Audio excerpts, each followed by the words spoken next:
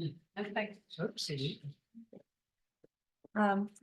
Ben-Parath and I would like to thank everyone for coming. Welcome to the second part of our thesis presentations. We do have 7 students who will be presenting today. As I mentioned last time, each of these students conducted a primary research study during the academic year, and I think you'll be really impressed with what you see today. For the students, we're not going to introduce you. Just like last time, you'll each just come up when it's your turn to present, introduce yourself and present. We do have time for a couple of questions after each of the students' presentations today. And one other thing just to mention, so I don't forget, students, please make sure to stick around after the presentations today so that we can just do some last minute discussion about the final thesis due next week. Okay, well, let's get started.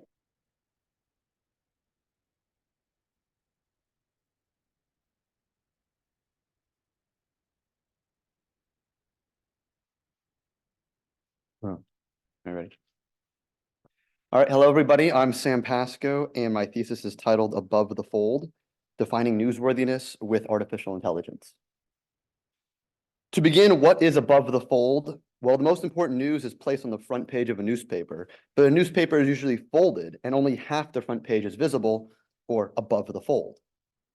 Other events still make the paper, but they would be considered below the fold. As you can see here, the Times wrote an article on everything else that happened on the day of the moon landing. In today's digital world, the fold principle still applies. The things you see at the top of the page are generally most important.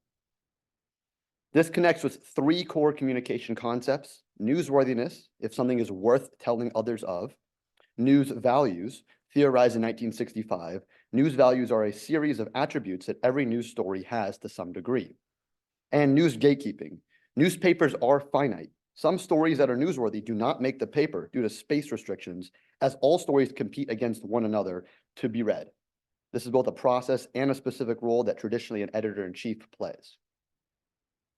In the modern context, big tech news aggregators like Google News and Apple News have taken the role of gatekeeper in deciding where the fold is and what you should see. But can they be trusted to create an informed society? Instead of getting news directly from news companies, people are increasingly going to news aggregators run by big data companies. Instead of trusted news editors, we have big tech that has different incentives, not necessarily driven by news values in deciding what is and is not worthy of selection. Google recently removed the links to California news sites for some users in the face of pending legislation that could hurt their bottom line. The official Google News selection process for their FAQ section is quite opaque, basically just deferring to some algorithm. But I actually spoke with the director of news partnerships at Google News, and she emphasized that Google News is centered on Google search queries. Essentially, whatever is being most searched for is being surfaced on Google News. Now we add AI to the mix. Things get more complicated. As AI technology is further ingrained into newsrooms, what will the future of news media look like with this technology? Will news selection become more opaque, and will news values be lost as AI gatekeepers decide what is newsworthy? Or, as I would like to suggest, generative AI can be used as a tool for greater transparency and a return to news values. I have 3 research questions. The first is centered on understanding real newsroom approaches to determining news selection. How does the Philadelphia Inquirer determine between covering Trump and Travis Kelce? The second question is centered on testing current AI systems' abilities to complete various newsroom tasks, such as news selection and categorization. The third one is about theorizing what an ideal, transparent news product that incorporates AI could look like. For my methods, I conducted over a dozen interviews with various newsroom personnel. I spoke with a diverse range of people in various roles within the news ecosystem, from website designers to sports editors to upper management. In addition, I carried out experiments with generative AI systems to evaluate the degree to which the technology can be used to identify and group stories, assign news values, and order and present the news. In addition, for the interviews, there were 2 main takeaways. First, current news values and news gatekeeping, the process, is fully reliant on humans, namely experienced journalists' judgment for news selection. Second, newsrooms are cautiously exploring AI as a research aid, but not yet ready to fully depend on it for much more. Generally, media startups like Axios and Semaphore are more open to experimentation, but mainly only in the research phase, not yet writing articles. On the empirical side, over the course of 7 experiments, GPT-4 and Llama 2 were proven to be capable of newsroom tasks, proving that the technology exhibits enough consistent quality to be usable. For example, I prompted the system with 10 headlines and asked it to assign value to each of them. The exact prompt I wrote was, you are tasked with evaluating 10 headlines. For each headline, determine the presence of specific news values using a 0 to 100 scale. Provide the results in JSON format, replace XXX with the appropriate news values for each. It successfully assigned reasonable values to each of them in context. We see here that it correctly identified that an earthquake was more impactful than Katy Perry leaving American Idol. For now, finding a solution to how AI can transparently be woven into news gatekeeping is a big question. Let's start with an easier one. What is the top NBA team today? Well, we have an answer to this question, as we all agree that the top team is the one with the best winning percentage. Here, the Boston Celtics have the best winning percentage, and they're displayed at the top of the page as such. But there are other metrics to measure teams, and one could argue that the team that scores the most points is the best. And here the teams are sorted as such, and Indiana comes out as the top team. So now, if I ask what is the top news story today, we need something similar, a transparent and universal scale to score news stories like we would basketball teams. That's where Millman comes in, our news superhero. Millman takes in news headlines, groups them, assigns values and names them, and out comes transparent, comprehensive news story standings based on predefined values. Millman is the engine that powers Clark News. Clark News, named after Superman himself, creates a sortable, adjustable way for viewing news headlines happening today. By default, the standings are sorted on the aggregated news values, but it is flexible, like the NBA standings, where you can sort on other attributes, for example, showing the most talked about entertainment news. Here, assigning value is actually quite easy.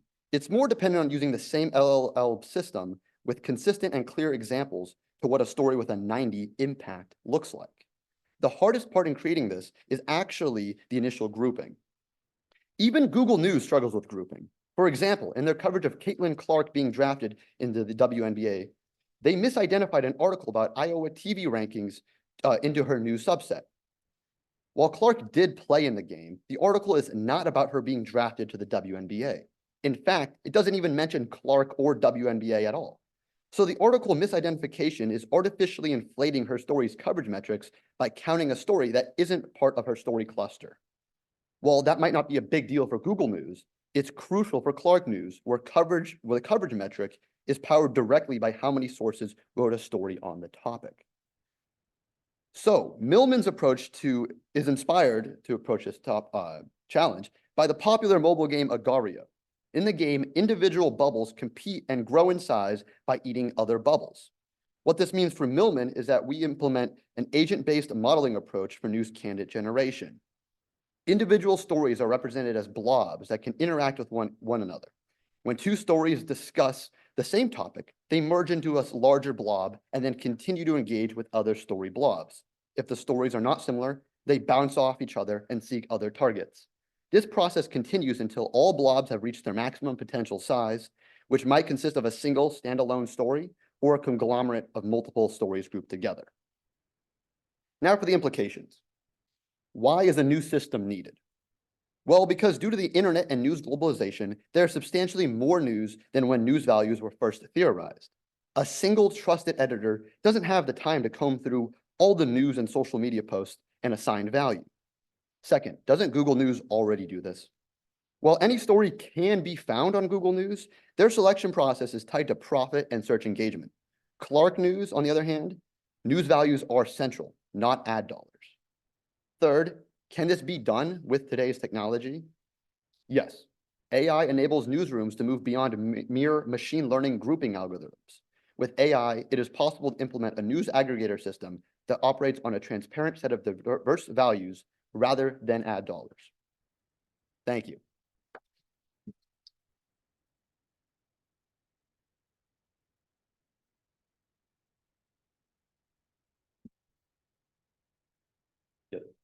I have a question. What role does like personalized algorithm? So like my Apple News is not gonna be the same as like say Gabby's Apple News too. So like what role does that have in determining like news selection, or does it not matter just It generally? depends on the aggregator. Google News tries to be, they have both. They have both one that's personalized for you and one that's personalized to Gabby, but they also have their news headlines, which again is weighed by what's going on the internet instead of what really is, what an informed citizen should be reading. So it depends. Clark News offers both of that. It's the default is on what everyone should see. And then the personalization angle is that you can go in and filter, I want entertainment and I want something timely.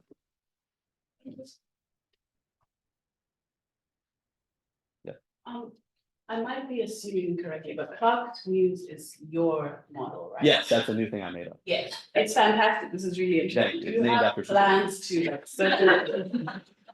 Do you have plans to circle back to some of the people that you spoke to? I think it could be a really interesting pitch. Yes, yes. I spoke with several people that I think would be interested.